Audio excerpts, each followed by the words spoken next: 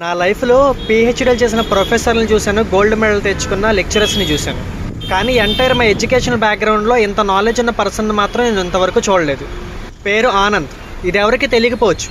కానీ high school road చివర mixture బండి అంటే అందరికీ తెలుసు. నాకు తెలిసి ఒక్కసారి ఇక్కడ మిక్చర్ తింటే ఈ బాబాయ్‌ని, ఆ మిక్చర్‌ని ఇద్దరిని మర్చిపోలేరు.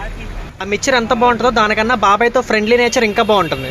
మనం కనుక ఇక్కడ మిక్చర్ తినాలంటే మినిమం 5 to 10 minutes వెయిట్ చేయాలి. కానీ బాబాయ్ మిక్చర్ మాత్రం 1 minuteలో చేస్తాడు. అదే స్పెషాలిటీ ఇక్కడ. మీరు ఎప్పుడు చూసినా బండి చుట్టూరు చాలా మంది జనం ఉంటారు. కానీ ఏ ఒక్కరు కూడా తిరిగి ఇంటికి వెళ్ళరు.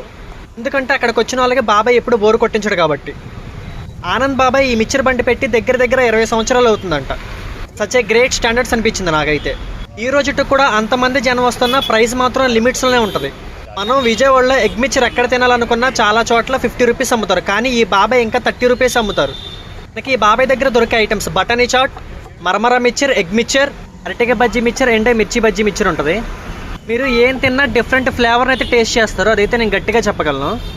ఆనంద్ బాబాయ్ అన్నాడు ఈ వీడియో మన ఛానల్లో హైయెస్ట్ వ్యూస్ రావాలని. నాకైతే బాబాయ్తో ఒక లాంగ్ పాడ్కాస్ట్ చేయాలను.